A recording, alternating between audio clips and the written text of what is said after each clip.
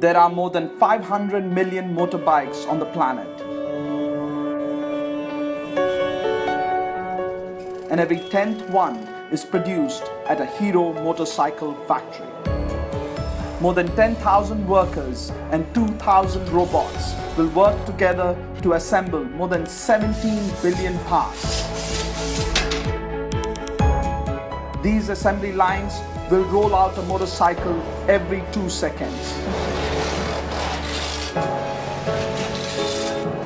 But it is not an ordinary factory that is capable of producing this mammoth scale with clockwork precision.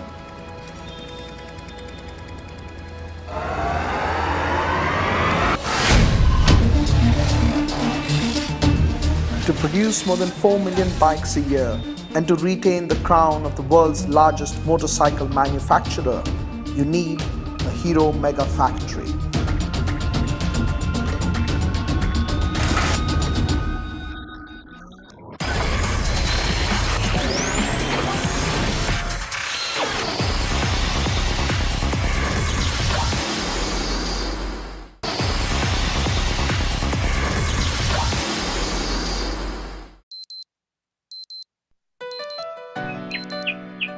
It's 7 a.m. in the morning. The Hero Mega Factory is getting ready for another day of mass production. As the factory robots are woken up from their slumber and oiled for the day ahead,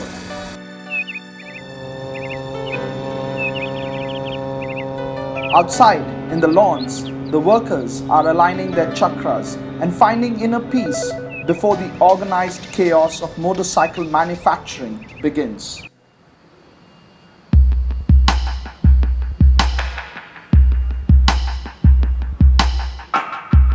By the end of the day, these workers will have to produce 25,000 motorcycles, and they are up against time. Once these assembly lines start, the workers at each line will have to produce a motorcycle every 18 seconds, or the factory won't meet its targets. The Hero Mega Factory is divided into 4 main sites with 40 other ancillary factories spread across the country. The main factories have enough space to cover the world's biggest cricket ground in Melbourne about 60 times over. And together, they're designed to produce at a scale never seen before. In August of 2013, we produced the 50 millionth motorcycle. The second company in the world to do that, but the first to do it at this fast pace. Till date, Hero has produced more motorcycles than the population of South Korea. Hero is the worldwide #1 in volume. There is no manufacturer on the planet who is producing more. Every 30 seconds, a Hero bike is sold somewhere on the planet, but the demand was not always this high. In the 1980s, people rode scooters. It was that veritable wild child who had the bike, and it was your family man who had the scooter, because, you know, a family of 4 was always on a scooter. In 1984, 90% of riders rode on scooters, and motorcycles had just 3% share of the market. But by 2001, the motorcycles share grew up to be 58%.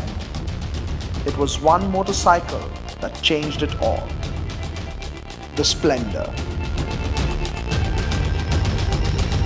The big turnaround was when the Splendor rode in. Biggest driver was the fuel efficiency. I mean, the amount you got per liter on a bike of that kind at the time was far higher than what you got on a scooter, and that just kind of caught everybody's imagination. The Splendor debuted by giving 80 kilometers per liter compared to the 30 kilometers offered by the scooter industry. The fill it, shut it, forget it bike, that's what it was known for. Before that, in India, whatever products we had, motorcycles or scooters, would not go beyond 30 or 35 kilometers to a liter. So it was a completely game-changing technology that came into the country. By the time the 90s came along, you had almost a complete switch, and the scooter was deemed dead. I mean, everybody had pretty much buried the scooter and put up a little tombstone. Till date, more than 20 million Splendors have been sold on the planet. If you park them back to back, you could reach the moon and back.